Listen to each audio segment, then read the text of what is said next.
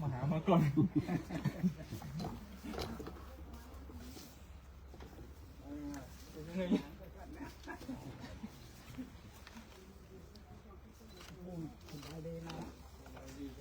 หน้าตาสดชื่น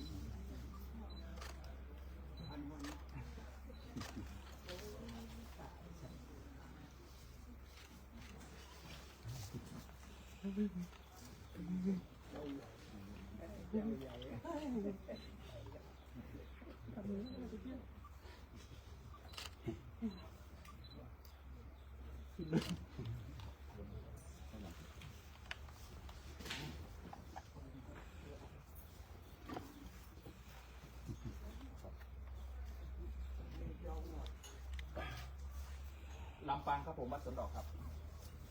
ชนดอกว่าเด็กเลย ครับผมวัดสวนดอกครับครับผม ไม่ใช่เจ้าว่าเจ้าว่าจะมีคน ผมครับ อ๋อได้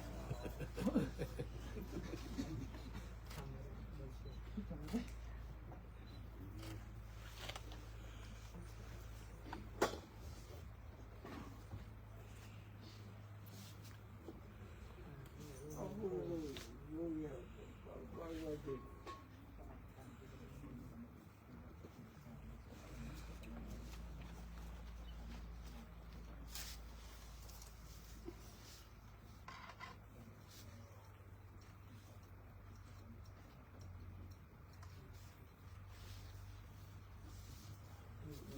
โยมทุกตาจุดทูปเทียนบูชาพระรัตนตรัย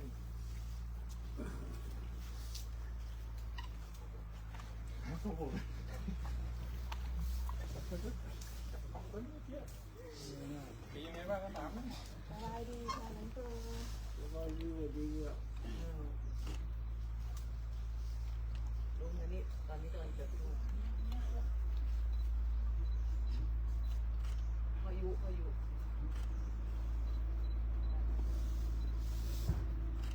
พ่อเท่าครับผมพ่อเท่าดูอยู่ เขาเราเยี่ยมเลย พ่อเท่ายังอยู่ครับพ่อเท่าคุณผู้ปกครอง อ๋อ วันนี้ได้เข้ามากับลูกสาวครับพ่อเท่าไม่ไหว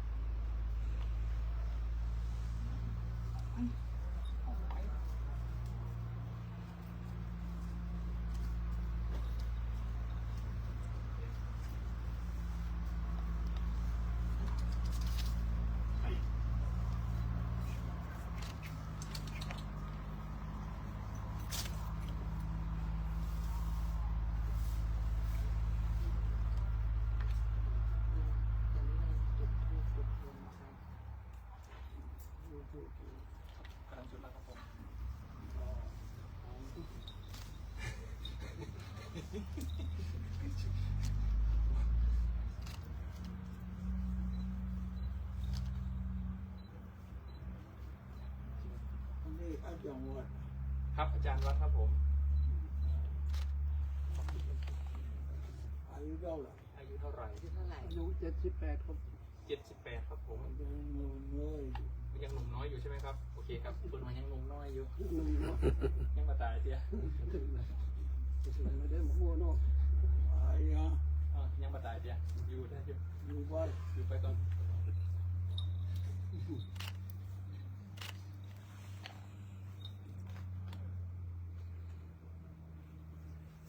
มีเมียไง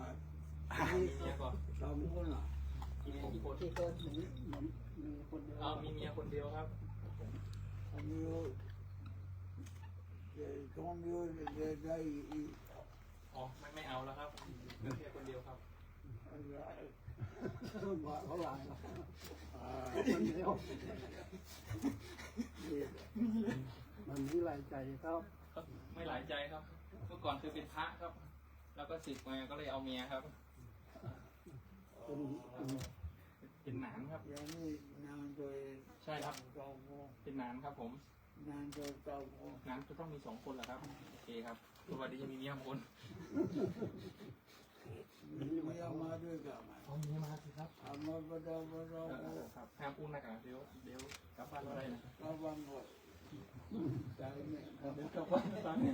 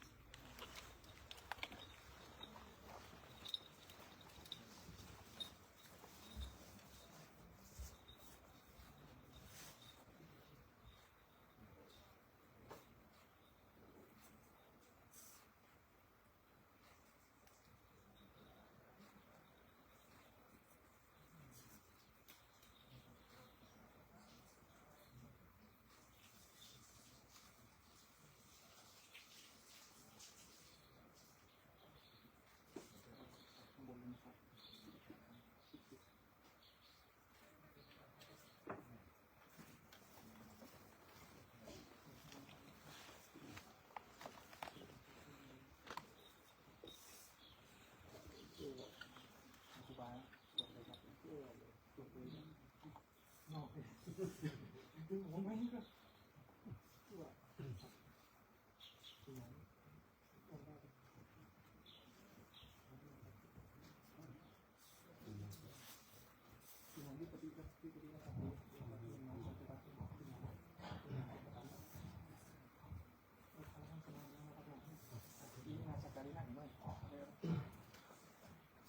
อิมินาสกาเลนะพุทธังอภิปูชยามิอิมินาสกาเลนะธัมมังอภิปูชยามิอิมินาสกาเลนะสังฆังอภิปูชยามิอะระหังสัมมาสัมพุทโธภะคะวา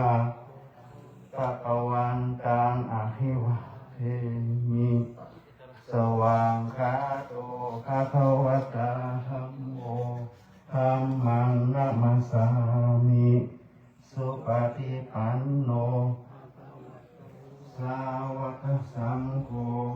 สังฆังนะมามิ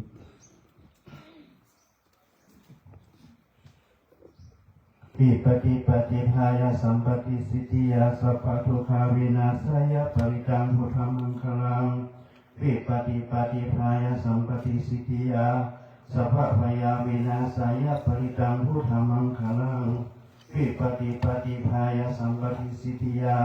สัพพโลกาวินาศยปริตังพุทธมังคลัง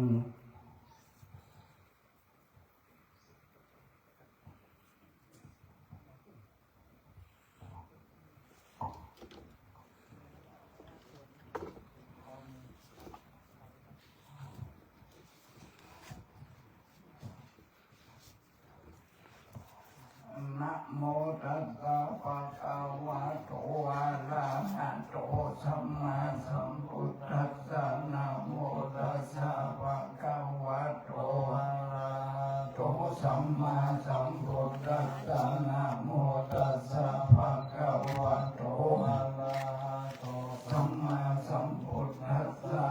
ธัมสรณังกัจฉามิธัมมังสรณังกัจฉามิสังฆัง เทไปนั่งเก้าอี้ก็ได้ สามีตุติยัมปีพุทธังสารนังกัจฉามิตุติยัมปีธัมมังสารนังกัจฉามิตุติยัมปีสังฆังสารนังกัจฉามิตติยัมปีพุทธังสารนังกัจฉามิตติยัมปีธัมมังสารนังกัจฉามิตติยัมปีสังฆังลานังกัจฉามิพุทโธมังคลาสัมพุทโธสัมพุทโธติปัสสุตตโมพุทธามังคลามาธัมมาสัพพะทุกขาวะมุญจเลธัมโมมังคลาสัมพุทโธคัมภีโรทุตตโสอนุรัมมามังคลามาธัมมาสัพพะปัญญาปะมุญจเลสังโฆมังคลาสัมพุทโธวาระตะกินัยโยอนุตตโรสังฆามังคลามาธัมมาสัพพะทุกขาวะมุญจเลยะมาเลจิโนนะโตอะโตสัมโพธิมุตตะมังจตุสัจจังปะกาเสจิธัมมาสังฆังมังวัตตัญญิเตนะสัจจวัชเชนะโหตุเตชัยยะมังคลังนะโมเมสัพพะพุทธานังวัตติสาวะระระกาโนรานังกะโรมหาวิโรเมทังกะโรมหายาโสสารานังกะโรโลกาหิโตริปังกะโรจุติงกะโรคนกันโยชนะปะโมกโขมังกะโลปุริสาสะโพสุมาโนสุมาโนดิโรเรวะโตรัตติวันนาโนโสภิโตคุณาสัมปันโนมาโนมาตสิจานุตตโมปะทุโมโลกะปัจโจโตนาลาโทวะลาสาลาธิปันตุมุตตโรสัตตาสาโรจุเมโทอะกาโภคาโลสุชาโตสัมภโรตะโคปิยาทัสสีนาราสะโพอานาทัสสิกาโลหิโกธัมมัสสิกาโมโนโตสิกาโตอาสะโมโลเกติโสจาวาตาธัมวะโลพุโสจาปาวะโลพุทโธวิปัสสิจานุปโมจิกิกามายโตสัทธาเวสะโพสุขานายะโตระโกสันโตสัทธาวาโหโกนาคามโนนานันจาโหคัสสะโพสิริสัมปันโนโกตโมสกายะปุงคาโวอัตตวิสติสังฆาตายเมพุทธามาหิปิกาลุนาปุณัสสัมปันนาสัมภโลกาภิปุจิตาเอเตนะสัพพะลาพุทธาพุทธมหาคาภุคาลาเตปิสังฆกุณาสุติปิเยาวะตังปะตังเอเตมุตตาอันติตาจามังคลังทิสัมปทาอัตถวิสติเมพุทเตอะหังวันทามิสัมปทาเตสัญญาเนนะจิเรนะขันติเมตตาภะเรนะจะเตปิโนอนุรักขันตุอาโรคายเยนะสุเขนะจะอัตถวิสติเมพุทเทโยนาโรสารนังสัพพานิสัตตาสังหาสานิทุกขาติงโสนาคัจจติอัตถวิสติพุทธปาริตังสัมพุทเทอัตถวิสัญจตวัตสัญจสหัสเกปัญจสัตตา สานินามามิศิลาสาหัมเตสังธัมมัญจะสังฆัญจะอาคาเรนะนามามิหังนามังการานุภาเวนะหันตวาสเวอุปัฏฐเวอเนกาอันตรายาปิปินัสสันตุอาเสสะโตสัมพุทเทปัญจปัญญาสัจจะจตุวิสติสาสเกตัสสะสัตตาสาสานินามามิศิรสา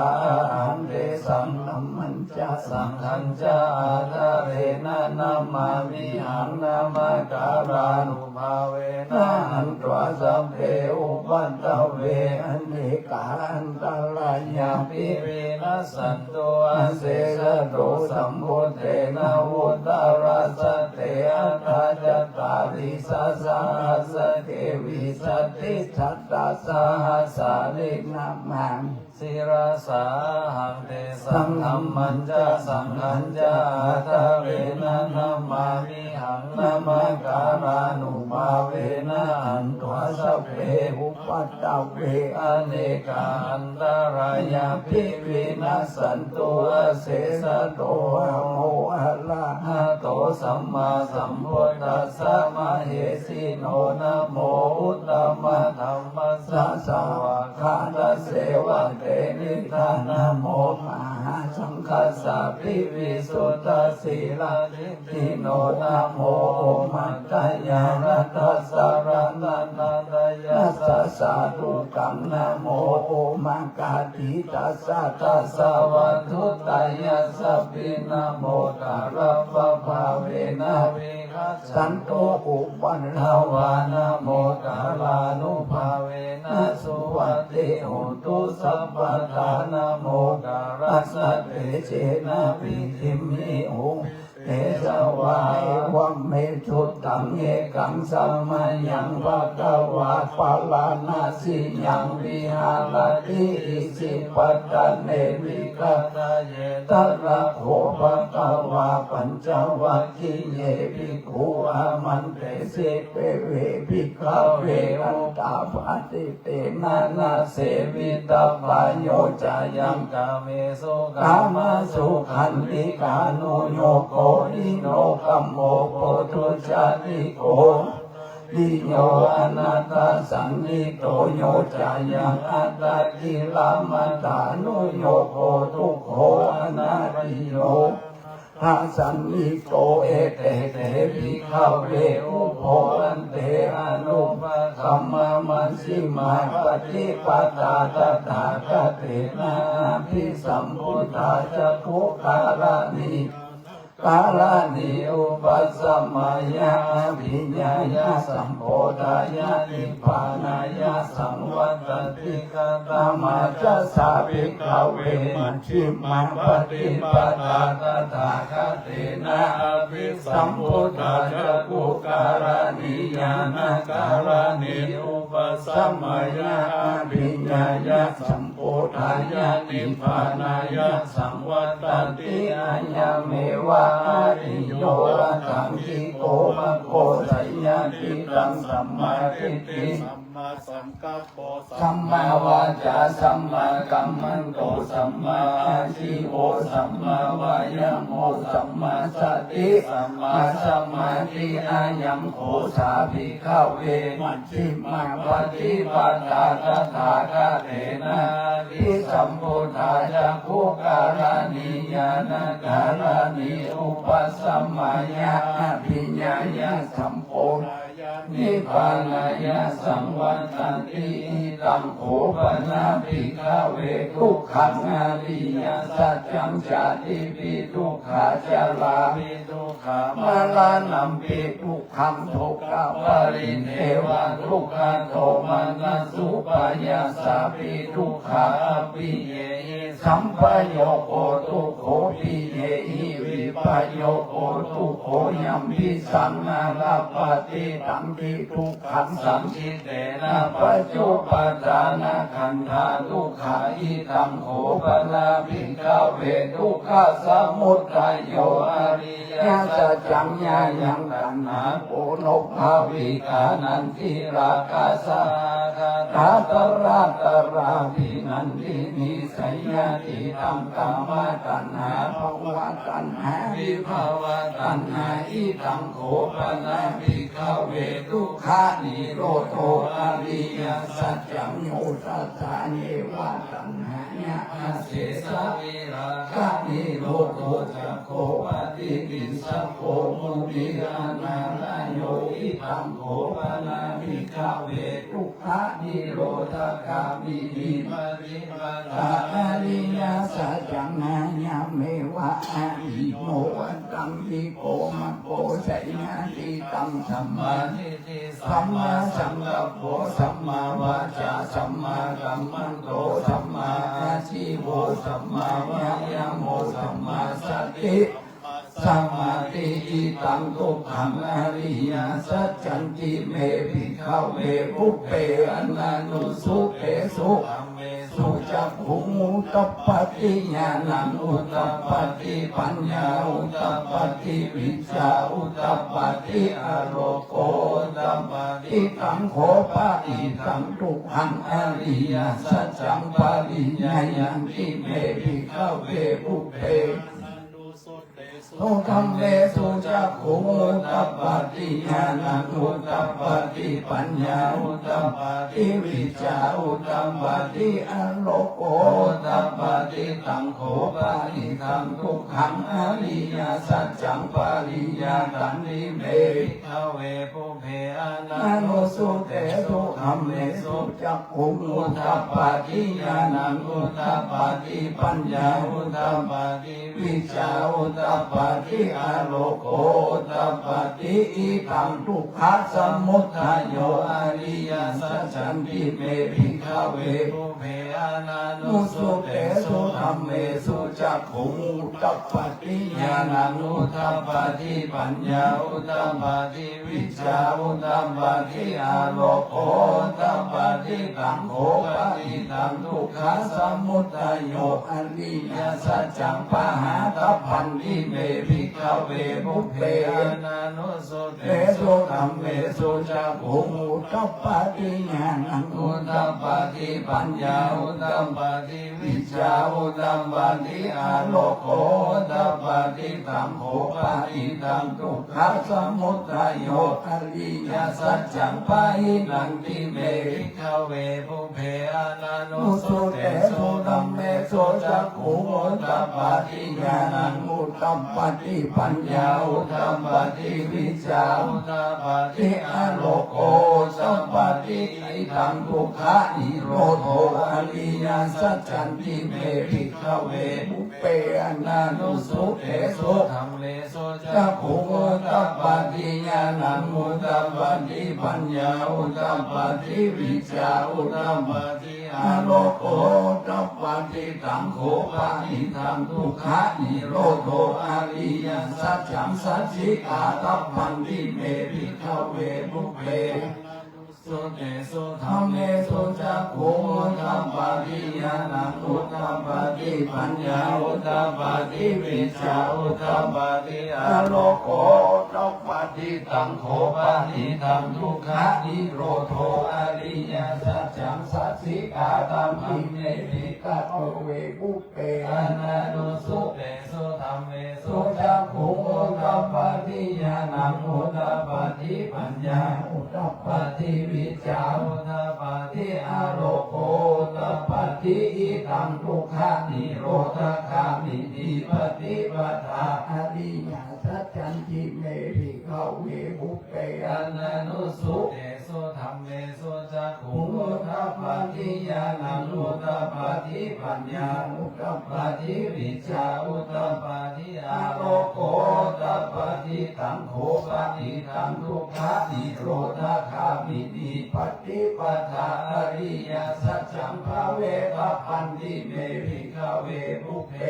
นานุสเตสุธัมเมสุจักขุอุทธัปปาทิญาณังอุทธัปปาทิปัญญาอุทธัปปาทิวิชชาอุทธัปปาทิอาโลโกอุทธัปปาทิกังโฆปาทิตังทุกขะนิโรธคามินิปฏิปทาอริยสัจจังภาวิตันติเมภิกขเวปุเพอนานุสุเตสุธัมเมสุจักขุอุทธัปปาทิญาณังอุทธัปปาทิปัญญาอุทธัปปาทิวิชชาอุทธัปปาทิอาโลโกอุทธัปปาทิญาวัคคิวัญจเมภิกขเวอิเมสุจตุสุอริยสัจเจสุเอวันติปริวัตังตวาตาสากาลังยะถาภูตังญาณทัสสะนังนาสุวิสุทังอโหทิเนวะตาวะหังภิกขเวสเทวะเกโรเกสัมมาระเกสัพพมะเกสัสสะ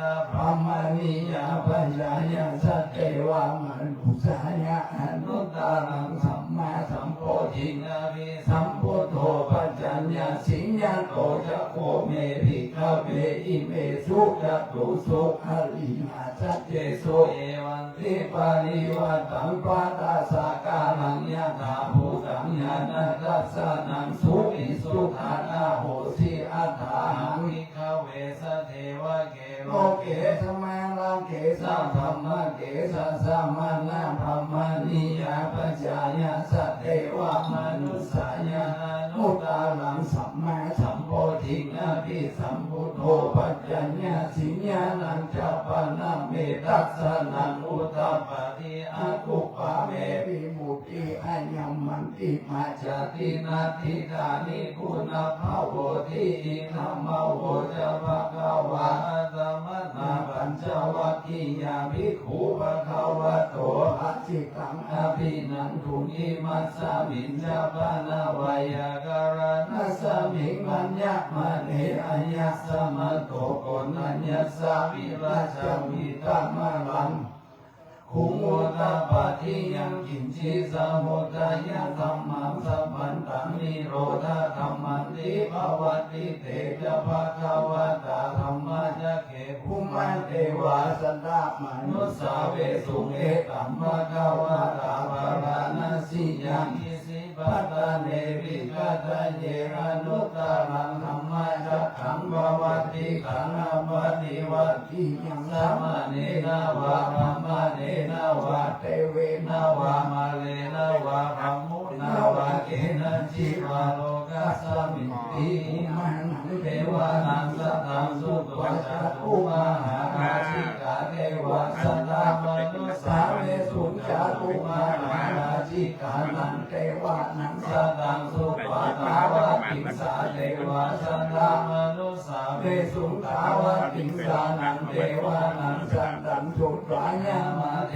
วะสัตตมนุสสาเวทุญามานังเทวะสัตตังสุตวะตุสิตาเทวะสัตตมนุสสาเวสุตุสิตานังเทวะนาสัตตังสุตวะนิมมานาราติเทวะสัตตมนุสสาเวสุติมานาราตินังเทวะนังสัตตังสุตวะมารานิมิตาวัสสวัตติเทวะสัตตมนุสสาเวสุปาลานิมิตาวัสสวัตตินังเทวะนังสัตตังสุตวะพัมมะปาริสัจจเทวะสัตตมนุสสาเวสุพัมมะปาริสัจจานังเทวะนังสุตามัมมะปะโลหิตาเทวะสัตตมนุสสาเวสุพัมมะปะโลหิตาเทวะนังสัตตังโภปามะพัมมะเทวะสัตตมนุสสาเวสุมหาพัมมะนังเทวะนังสัตตังสุตาปาริตาภาเทวะมนุสสาเวสุปาริตาภานังเทวานังสัตตังสุตวะอัปปะมานาภาเทวะสัตตมนุสสาเวสุอัปปะมาภานังเทวานังสัตตังสุตวะอัปปัสสะ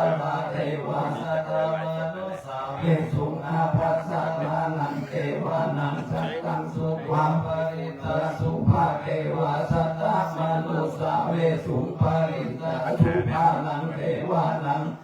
รูปะปมานาสุภาเทวาสัตตมนุสาเวสุอัปปมานาสุเทวานังสัตตังรูปะสุภาตินาคาเทวาสัตตมนุสาเวสุภาตินาคานังเทวานังสัตตังสุภาสัญญิสัตตาเทวาสัตตมนุสาเวสุสัญญิสัตตานังเทวานังสัตตังสุภาเวหัพพาลาเทวาสัตตมนุสาเวสุเวหัพพาลานังเทวานังสัตตังสุภาวิหาเทวาสัตตมนุสาเวสุวิหานังเทวานังสุตตาตัปปะเทวาสัตตมนุสาเวสุ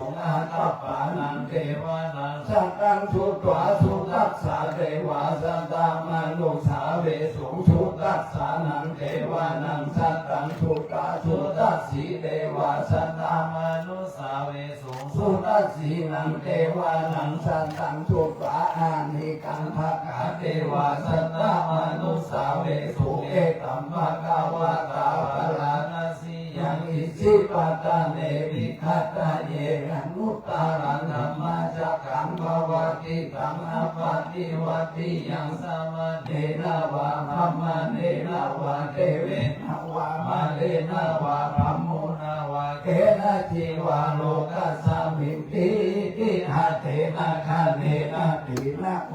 เตนะยาวะธัมมาโลกัสสะโทอะภุกะจิยัญจาตัสสะสหัสสีโลกาธาตุสังคัมปิสัมมากัมปิสัมภเวทิอัปปมโนจะโอลาโลปัสโสโลเกปตุราโหสิ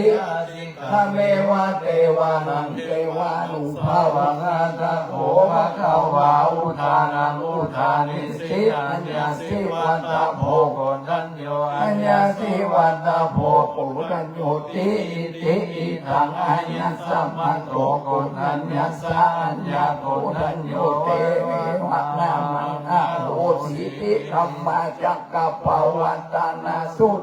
นิทิตาเชวนาจัปปานังปัญญิตานันจะเสวนาปุจจาจาปุจจามิยานังเอตัมมัง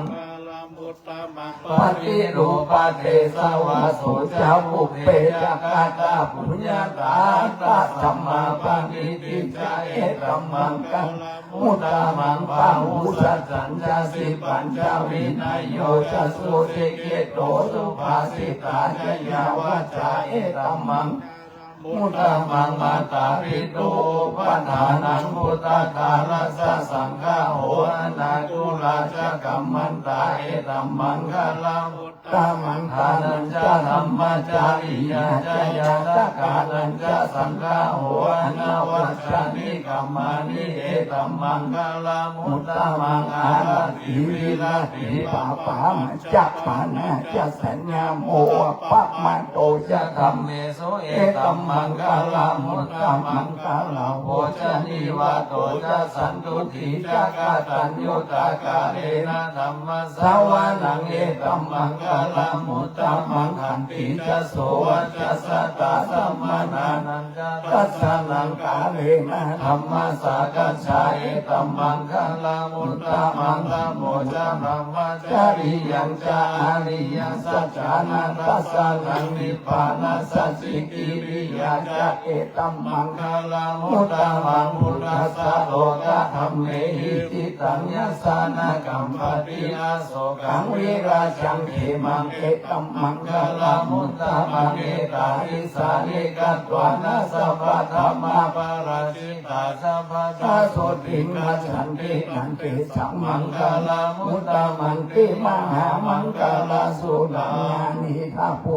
ตานิสัมมากังกานิภุมมานิวายานิวาอันตาลิเกสัพเพวะพุตตาสุมานาภาวันตุอันโทปิสังกัสสะสุนันตุภาสิตังตัสสะมาหิภูตานิสาเมตาสัพเพเมตตังกโรธามนุสียาปัจจายาติวาจารันโตจารันติเอภารินัสสัมมาหิเนระคัตตาตายังกินจิวิตังอิทังวาอุลังวาสัพเกสุวายังลัตตานังปันิตังนโนสัมมันตถาคตเตนะอิตัมภิพุทเทระตานังปันิตังเอเตนะสัจเจนะสุวัติโหตุขายังวิราคังอามันตังปันิตังยังทัสกายโมนิสัมมาหิโตนะเตนะธัมเมนะสัมมาทิกิจจิตัมภิธัมเมระตานังปันิตังนัสสะเจนะสุวัติโหตุยัมพุทธะเสโตวะลิวันนะอิสุจิงสัมมาทิมานันตาริกัญญาสัมมาทินาเตนะสัมโมนาวิสติอิตัมภิธัมเมระตานังเจนะสุวัติโหตุเยปุกาลาตัสสะธัมมัสสะธาจตานิเอกานิโยกานิหุนติเตระทิเมยังทุกขะกัสสะสาวกายเตทุมหาปลานิอิตัมปิสังเทระตานังปาติตังเยเตนะจัยสุวัตเตโหตุเยสุปยุตตามนัสสะกันละเหนะนิกามิโนโคตัมมัสสะสนามิสิปัตตามาตังวิไคหานาทาหุทานิพุติมุสสะมานาอิตัมปิสังเขระตานังปาติตังเอเตนะสัจเจสุวัตเตโหตุญาตินาทิโรปัตถวินสิโกสิญาจตุภิวาเตภิอาสัมปะกัมปิโยตตุปะมังสัพพุริสังวตามิโยอริยสัจจานิอาเวสัพพิอิ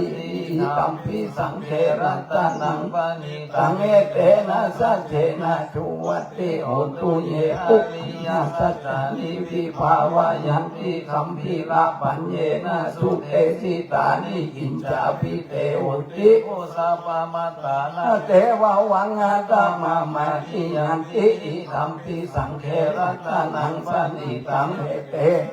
เตนะสุวัตติโหตุสหาวาสัตสัตตะสัมปันตายกายสวะธรรมาชาอิตาภวันติสัจจายาทิฏฐิปิติกิจิตัญจสีลปัตตังวาปิยะสัจจิกิจิจตุนาปะเยหิจาวิปาปุโมสัจจาภิฐานานิอาภาโภกตุนิธรรมปิสังเขระตานังปานิตังเอเตนะสัจเจนะสุวัตติโหตุกินจาวิโสกัมมังกะโลติปาปะกังกายเยนะวะจายุตาเถตัสสาวะอภาโพโสตัสสะปฏิสัตตาจามาปะตาทิตาปะทัสสะอุตาอิธัมปิสังเขระตานังปานิตังเอเตนะสัจเจนะสุวัตติโหตุวันนัปปะคุมเปยะถาอุสิตะเกกิมานามาเสปะธรรมัสสะมิงกิเมตตุปะมังธัมมวาลังอเต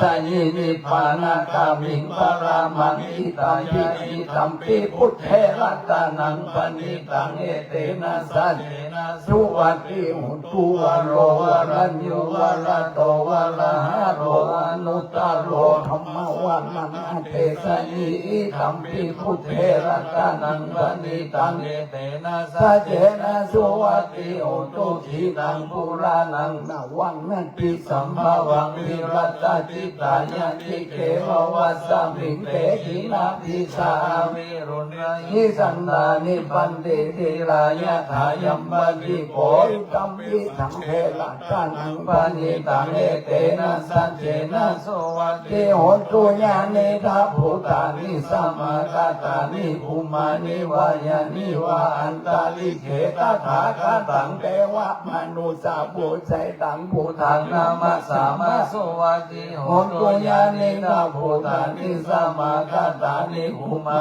นิวายานิวะอันตาริเขตถาคาตังเทวามนุสสาภูชิตังธัมมังนัมมาสามาสุวัติโหตุยานิกาภูตานิสัมมาคาตานิภูมานิวายานิวะอันตาริเขตถาคาตังเทวามนุสสาภูชิตังสังฆังนัมมาสามาสุวัติโหตุรัตนาชุตังนิพิตังรูปะเทหิเมเมตังเมตังเอราปะเทหิเมสัพพยาพุเทหิเมเมตังเมตังกันนะโหตมังเกหิจาปะเทเกหิเมเมตังเมตังทิปะทะเกหิเมจตุปะเทหิเมเมตังเมตังปะเทหิเมมามังอาปาทะโกหิสิมามังหิสิปิปะทะโกมามังปะโกหิสิมามังหิสิบาหุปะโตสัพเพสัตตาสัพเพปานาสัพเพพุทธาสัพเพวาลาสัพเพพัตตาราเนปัสสันตุปามาปามามาคัมมาปัมมาโนปุโธปัมมาโนธัมโมปัมมาโนสังโฆปัมมานาวันตานิสิริสัพพะนิไอวิชิกาสันดาบันทิอุณานาภิสาลาภูโมสิกากตาเมราคากตาเมปริตาปฏิกามันโตพุทธานิโสหังนะโมภะคะวะโตนะโมสัตตังนังสัมมาสัมพุทธานังปิติปิโสภะคะวะอะระหังสัมมาสัมพุทโธวิชาจารณะสัมปันโนสุขโตโลกวิทูอนุตตโรปุริสธัมมาสารถิสัทธาเทวะมนุสสานังพุทโธภะคะวะติสวะโตภะคะวะตาธัมโมสันเทโกอากาลิโกเอหิปัสสิโกปนายิโกปัจจตังเวทิตัมโพเวโยเวติสุปฏิปันโนภะคะวะโตสาวกสังโฆสุปฏิปันโนภะคะวะโตสาวกสังโฆยายาปฏิปันโนภะคะวะโตสาวกสังโฆสัมมิติปฏิปันโนภะคะวะโตสาวกสังโฆยันติขันธ์ตาริปุริสโยคานิอัตถะปุริสบุคคลาสัมมาคาวะโตสาวกสังโฆหูไนโยปะโมไนโยตัมปิไนโยอัญจาลิการณิโยอนุตตรังปุญญเกตังโลกัสสติปัสสิจนามาตุจักขุมันตัสสะสิริมาโตสิกิสสปินามาตุสัพพะพุทธานุกัมปิโนเวสสะพุทธานามาตุนาหากัสสะสัพพสิโนนามาตุกักุสันทัสสะมาราเสนาปมัตติโนโกนาคัมมานาสานามาตุพลัมมานาสาอุสิมาโตกัสสะปัสสะนามาตุวิปามุตตัสสะสัพพะทิอังคีราสัสสะนามาตุสักกายาพุทธัสสะชิวิมาโตโยอิมังเทสีสิสัพพะทุกขาปโนทานังเยจัมปิหิพุทธาโลเกยะถาอุตังวิปัสสิสุงเตชะนาภิสุนามหันตาวินาสาลาตาวิตังเทวมนุสานังยังนามัสสันติโกตัมมังวิชาจารณะสัมปันนังตังวิตาสาราตังวิชาจารณะสัมปันนังพุทธังวันตามะโคตัมมันติหากาลุนิโกนาโถอิตายะสัมปปานินังภูเรตวะบารมีสัมปปันโตสัมโพธิมุตตะมังเอเตนะสัจวัชเชนะตุเตกยามันกาลังจยันโตโพธิยาโมเลกักายานันนันทิวัตโนเอวังตัววิจโยวิจยาสุจยามังกาเลอัมบาลาจิตาบังลังเกสิเสวราภิโภคาเลอภิเสเกสัมปะพุทธานังกาปันโตปะโมดันติสุนักตังสุมังคลังสุมาบาตังสุโหติตังสุขันโนสุโมโตจะโสอิทังรามัจจาริสุปัฏฐัทินังกายกัมมังวาจากัมมังปัฏฐัทินังปัฏฐัทินังมโนกัมมังปณิทิเตวัฏฏัทินาปัฏฐัทินานิกา โนนาลาพันธเทวทักขิเนทิติมาติเตโชชยาสิติมาหิติมหาคุณาปริมิตาปุญญาธิกาลสัสสะพันธรายานิวารานาสัมมาทัสสะภะคะวะโตอะระหะโตสัมมาสัมพุทธัสสะวัดถิงชามหาภูริสารคานานุภาเวนะสีตายานุภายัญชนะนุภาเวนะทุตาราสตามังคลานุภาเวนะสัพพันนารังสียานุภาเวนะเกตุมาลานุภาเวนะตัสสะปารามิตานุภาเวนะตัสสะอุปปารามิตานุภาเวนะตัสสะปารามาตาปารามิตานุภาเวนะศีลสัมมาทิปัญญานุภาเวนะพุทธานุภาเวนะธัมมานุภาเวนะสังฆานุภาเวนะเกสานุภาเวนะอิตานุภาเวนะปะลานุภาเวนะยยะธัมมานุภาเวนะจตุราสีติสหัสสะธัมมะขันธานุภาเวนะนวโลกุตระธัมมานุภาเวนะอขันธิกามคานุภาเวนะอันตสัมมาปฏิญานุภาเวนะสัลลาภิญญานุภาเวนะจตุสัจจญาณานุภาเวนะตัสสะปะลายานานุภาเวนะสัพพัญญูตญาณานุภาเวนะเมตตากรุณามุทิตาอุเบกขานุภาเวนะสัพพปาริตานุภาเวนะรัตนัตยาสารนานุภาเวนะตุยังสัพพะโลกาโสกุปัตตวะทุกขโตมานะสุปัญญาสาวินัสสันตุสัพพะอันตรายาภิวินัสสันตุสัพพะสังฆปาตุหังสัมมิจันตุทิกายุตาตุหังโหตุสัตตวะสัจจิเวนะสมังคิโกตุสัพพะตากัสสัพพะปัตตวานาภูมิคังคามหาสมุทาราคตาเทวตาสาราตุเมอนุรักขันตุอัปปตาจนิโลหะพยาปตาจนิพยาโสกปตาจนิโสกาโหตุสัพเพปิปานิโนเอตาวัตตาจะอัมเหสัมมาสัมพุทธะสัมมาสังสัพเพเทวานุโมทันตุสัพพะสัมปติสิทธิญาณังขันตุสัทธายาสีลาขันตุสัพพะตาภาวนาภิราตาโหตุกัสสันตุเทวตาตาสัพเพพุทธาปลับบัดดาปัญเจกานันจะยังปะรังอรหันตานันจะเตเชนารักขังพันธามิสัพพะโสวันตุสัพพะมังคลังรักขันตุสัพพะเทวตาสัพพะพุทธานุภาเวนะสัตตาสุขีภวันตุเทววันตุสัพพะมังคลังธัมมังเทวตาสัพพะธัมมานุภาเวนะสัทธาสุขีภวันตุเทววันตุสัพพะมังคลังรักขันตุสัพพะเทวตาสัพพะสังฆานุภาเวนะสัทธาสุขีภวันตุเตทุโขพุทธานังอุปาโตทุกขาสัทธัมมะเทศนาสุขาสังฆาสามัคคีสามัคคานังตโพสุโขคัตติโยเสโตชเนตัสสมิงเอกุตตะปฏิชายิโนวิชาจารณะสัมปันโนโสเสโทเทวามนุเสวิวาตปฏิอาภิโจรติมาปฏิจันติมาสันนโทคัตติโยตปฏิชายินปฏิพรหมโนอัตสัพพะมโหระตังพุทโธตปฏิเตชะสาโลกยามปรามาลาภาสันตุติปรามันทานังวิสาสะปรามายาตินิพพานังปรมังสุขัง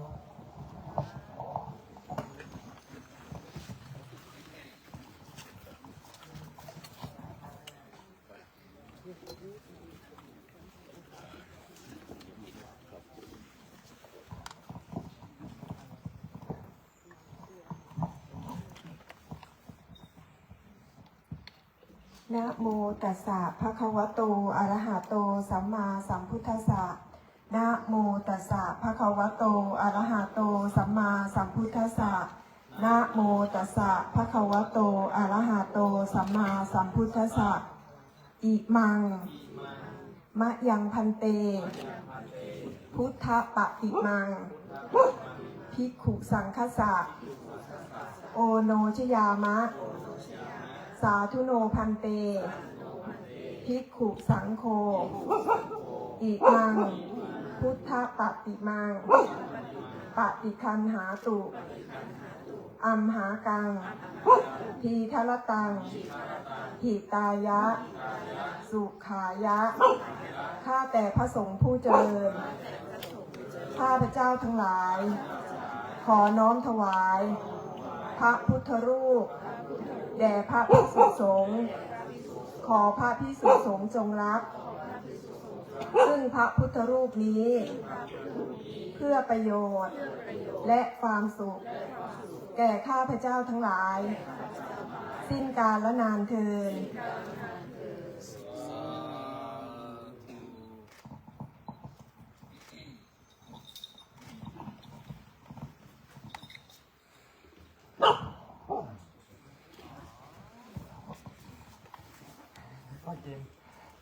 ขอเจริญพรโยม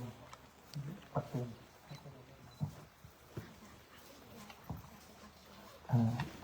โยมแม่สมัยปักเกณฑ์พระเดชพระคุณเคยลุกไหม จะได้หันหมด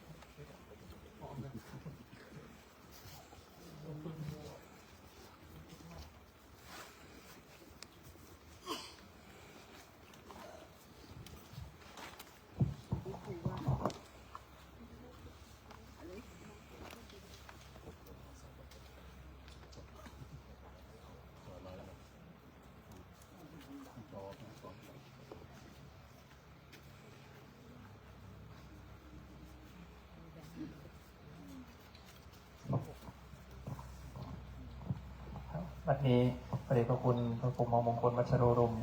ได้เมตตาให้พระเดชพระคุณท่านอาจารย์เจ้าคุณพระราชปริยัติได้กล่าวสมโภชนียกถากับผมขอกราบอาราธนาครับ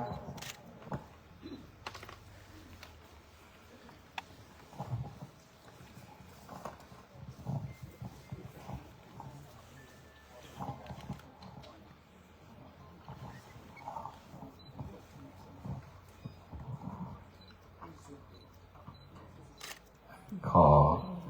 กับถวายความเคารพในเมตตาบารมีพระเดชพระคุณหลวงปู่พระพรหมมงคลวัชโรดมที่ปรึกษาเจ้าคณะภาค 6 เจ้าวาดวัดจอมคำพระอารามหลวงและหลวงพ่อพระครูบาจันทรังสีตลอดถึงพระภิกษุสงฆ์สามเณรทุกรูปและขอเจริญพรมายังทายกทายิกาทั้งหลายซึ่งวันนี้มีคุณพ่ออายุโยมแม่สมัยมีสุขพร้อมด้วยครอบครัวบุตรธิดาและก็ญาติโยมสาธุชนทั้งหมดทั้งมวลท่านเจ้าภาพมีเจตนาปรารภในการสร้างรูปเคารพแห่งองค์สมเด็จพระสัมมาสัมพุทธเจ้าในเมตตาธรรมที่พระเดชพระคุณหลวงปู่พระพรหมมงคลวัชโรดมได้ให้คำแนะนำและด้วยศรัทธาที่ตั้งมั่นโดยมีท่านผู้ที่ชัยเป็นผู้ได้รับมอบหมายจากหลวงปู่ ในการดำเนินการทุกสิ่งทุกอย่างให้เป็นไปด้วยความเรียบร้อยสมเจตนาปรารภในบารมีธรรมของหลวงปู่และก็ของโยมท่านเจ้าภาพการสร้างรูปเคารพหรือพระพุทธรูปซึ่งเปรียบเสมือนเป็นรูปเคารพแห่งองค์สมเด็จพระสัมมาสัมพุทธเจ้าย่อมเป็นที่ตั้งมั่นแห่งพระศาสนาเป็นที่เคารพนอบนบบูชาแห่งเทวดาและมนุษย์ทั้งหลายดังความปรากฏในวัดตังคุลีชาดกมีอยู่บทหนึ่งว่าบุคคลที่สร้างรูปเคารพแห่งองค์สมเด็จพระสัมมาสัมพุทธเจ้าจะสร้างด้วยดินเหนียวก็ดีอิฐหินดินทรายก็ดีด้วยโลหะก็ดีจะองค์เล็กองค์ใหญ่เพียงใดก็ดีย่อมมีอานิสงส์เสมอเหมือนกันทั้งสิ้นอานิสงส์แห่งการสร้างพระพุทธรูปถวายไว้ในพุทธศาสนามีอานิสงส์ที่มากมายมหาศาลโยมพรรณนาไม่ได้ไม่สามารถกำหนดนับได้ว่ามีอานิสงส์เท่าไหร่แค่องค์เล็กๆองค์เดียวแต่นี้โยมเจ้าภาพสร้างพระพุทธรูปองค์ใหญ่มากแล้วก็มีถ้ากี่5 รูป 5 องค์ 10 องค์ 9 องค์แล้วไม่คิดเห็นได้ยินโยมเขาบอกว่าสร้างพระพุทธชินราชอีกองค์หนึ่งโอ้บุญอานิสงส์มหาศาลนะโยมในวัดตังคุลีชาดกเนี่ยพุทธเจ้าบอกว่าผู้ที่สร้างรูปเคารพแห่งพระพุทธเจ้าเนี่ยหรือพุทธรูปเนี่ยเมื่อจุติหรือจากโลกมนุษย์ไปแล้วเนี่ยย่อมไปสู่สุคติโลกสวรรค์ไม่ไปสู่ทุกขติอบายภูมินรกปิฎิบาตสัตว์เดรัจฉานเท่านี้ไม่มีโอกาสได้ไปโยมแล้วก็จะไปสู่สุคติอีกหลายภพหลายกับหลายกันในเบื้องหน้าแห่งพระสัมมาสัมพุทธเจ้าในอนาคตเมื่อปรารถนาที่จะบรรลุธรรมเฉพาะพระพักของพระพุทธเจ้าก็จะสามารถสำเร็จได้และเมื่อปรารถนาสัพพัญญุตญาณหรือเป็นพระพุทธเจ้าก็ย่อมสำเร็จได้ดังนั้นอานิสงส์ที่บังเกิดในครั้งนี้โยมปรารถนาสิ่งใดให้กับบุคคลใดโยมก็ตั้งจิตอธิษฐานในสิ่งเหล่านั้นแล้วก็น้อมบูชาด้วยบุญกุศลที่โยมได้กระทำบำเพ็ญไปแล้วบุคคล3 ประเภทโยมคือ1บุคคลที่สร้างพระพุทธรูป2บุคคลที่ออกบวชและก็3ผู้ที่ปลูกต้นพระศรีมหาโพธิ์3 ประเภทนี้เป็นผู้สร้างบุญใหญ่มีอานิสงส์มากแม้แต่พุทธญาณแห่งองค์สมเด็จพระสัมมาสัมพุทธเจ้าก็กำหนดไม่ได้ว่ามีอานิสงส์เท่าไหร่และบุคคลเหล่านี้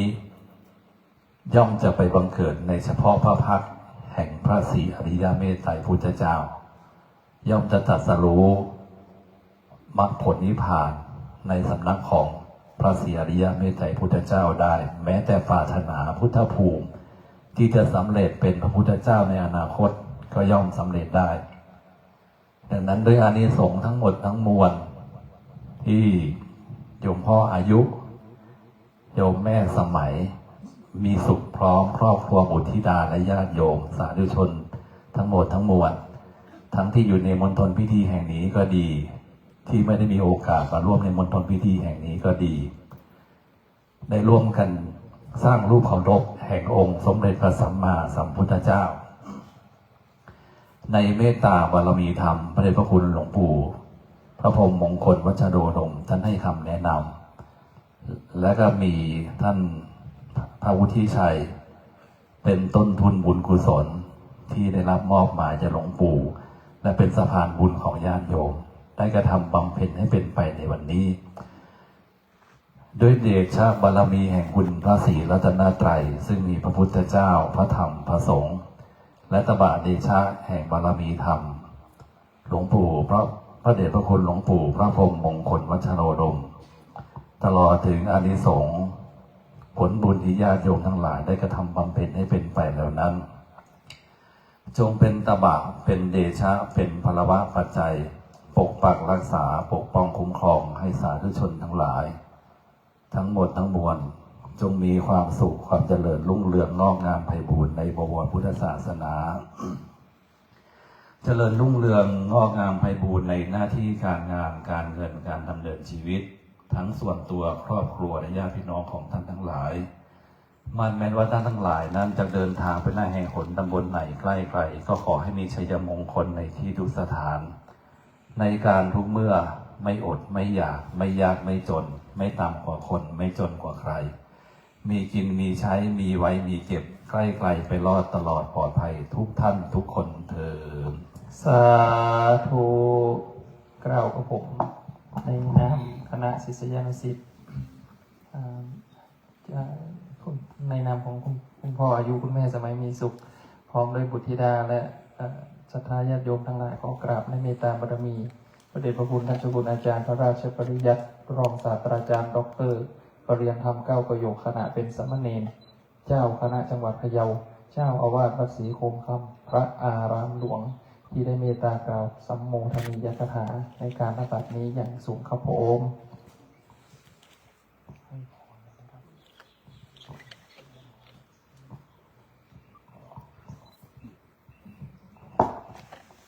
ยะถาวาริวหาภูราภริปุเรนติสาคลังเอวะเมวะอิโตเทนะเปตานังอุปกปปติอิจิตังปฏิตังตุมหังคิปะเมวะสมิจจตุสัพเพปุเรนตุสังฆปายันตุปนาระโตยะถามณิโช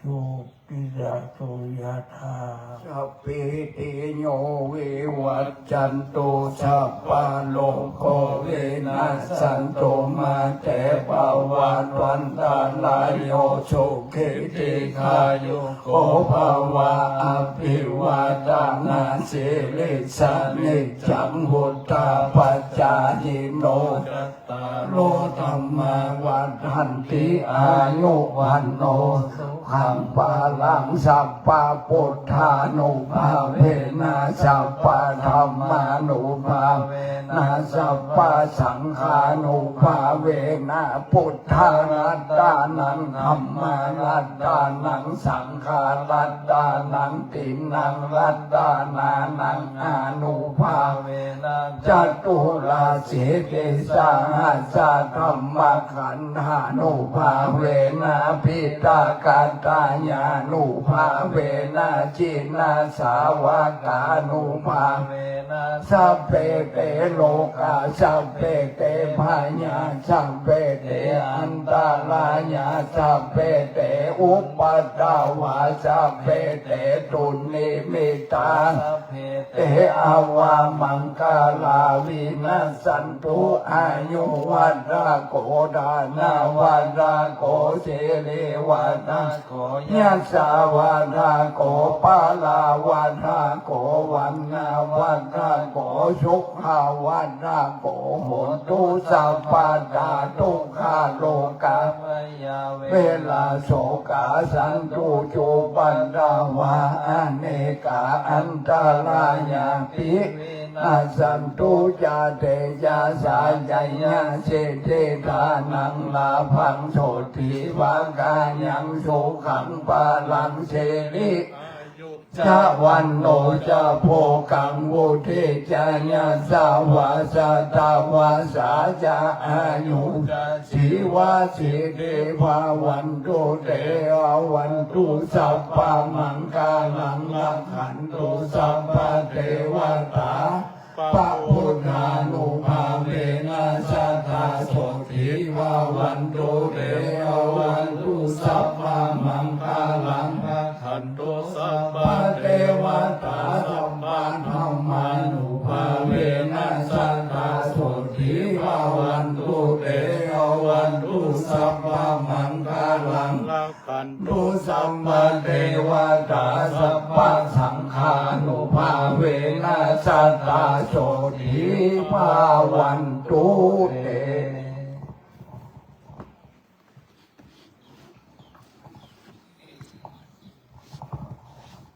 วันตาม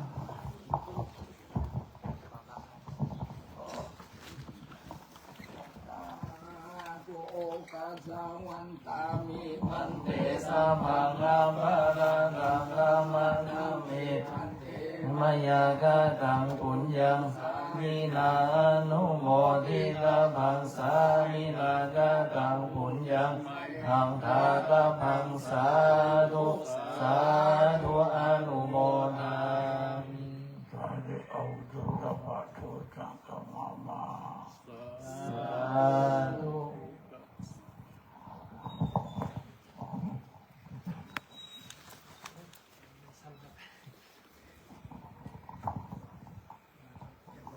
อันก็ขอ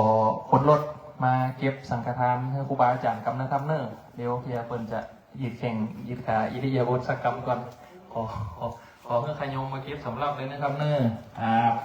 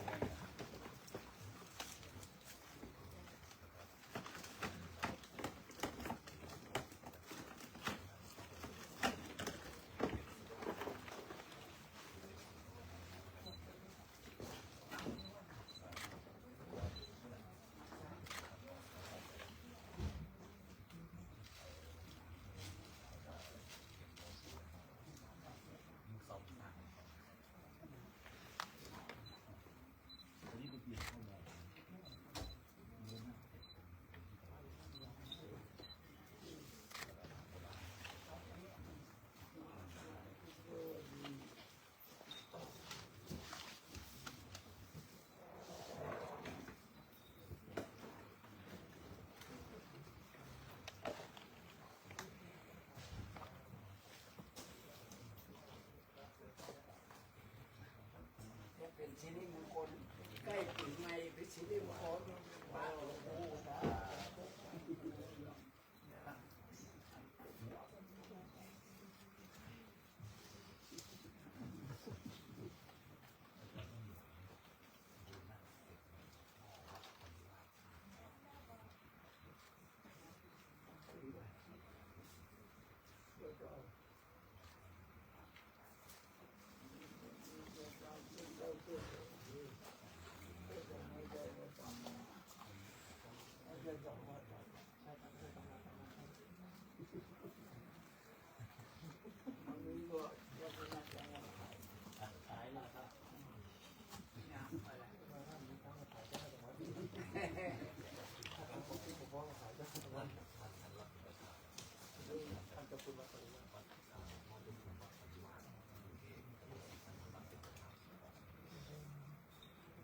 เรา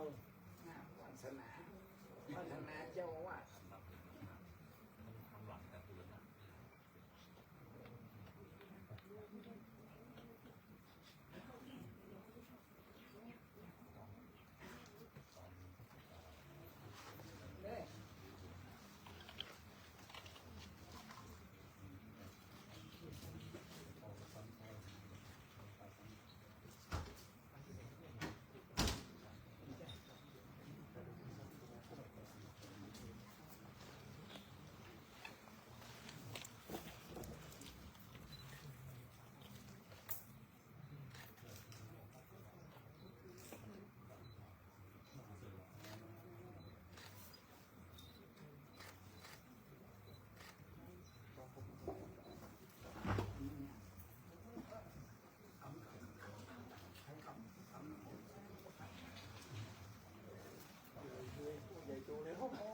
โอเ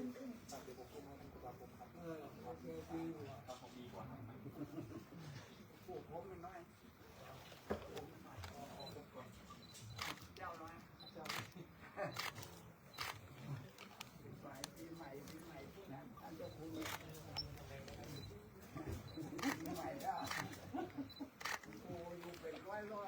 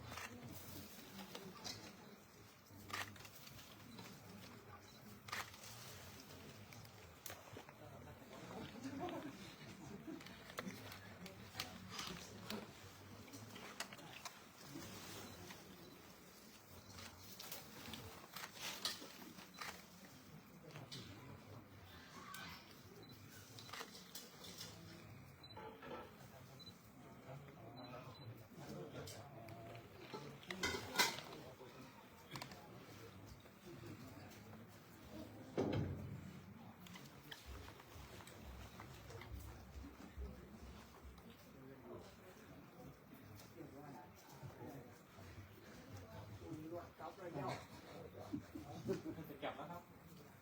อยู่ที่ไหน อยู่เชียงใหม่นะครับ อ๋ออยู่ว่าปลูกเศร้านะอ๋ออยู่วันนี้เลย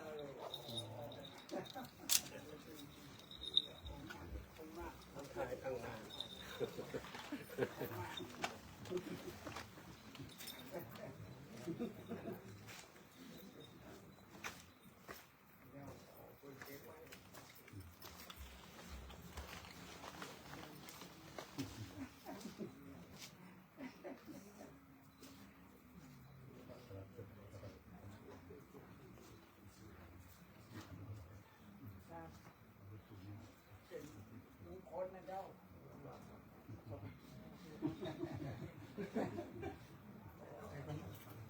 นาน เป็นคนนะเจ้า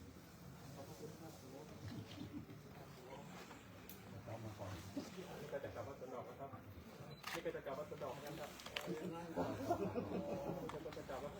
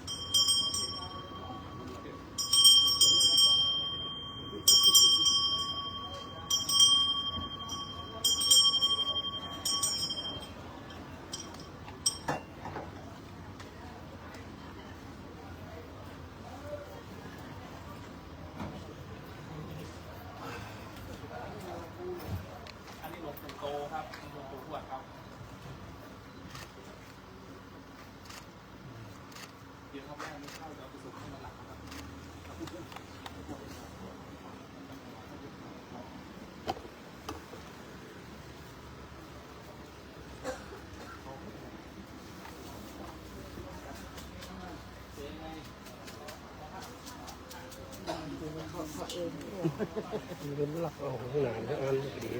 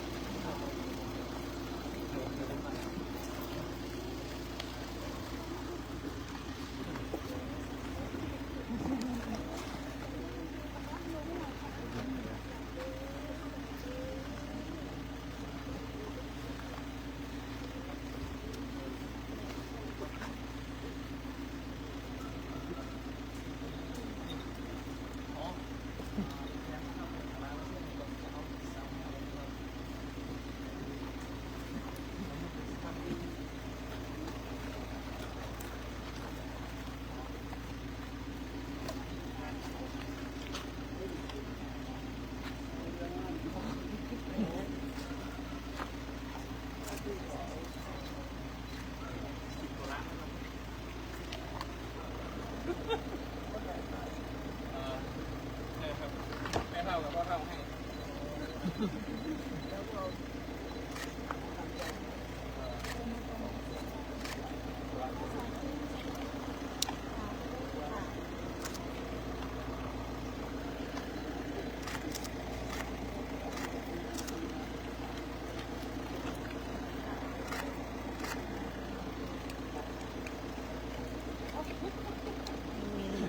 อันยิ้มดีเลยใจดีเลย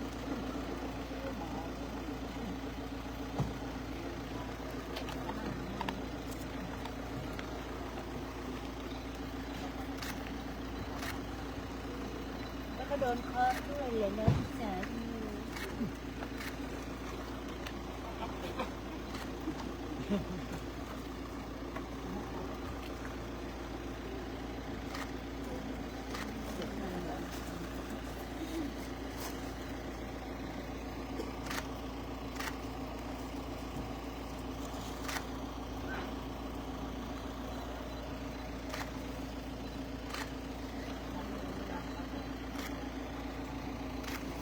ยิ้มใจเป็นตัวเบาดู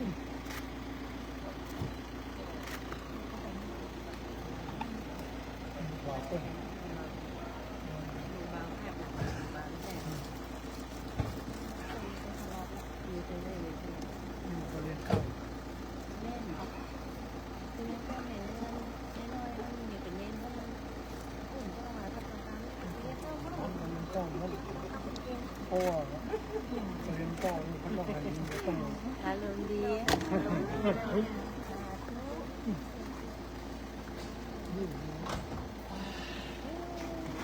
บ้านจ้องมันส่งไปกระตุกเข้ามา จะได้ส่งครูพอได้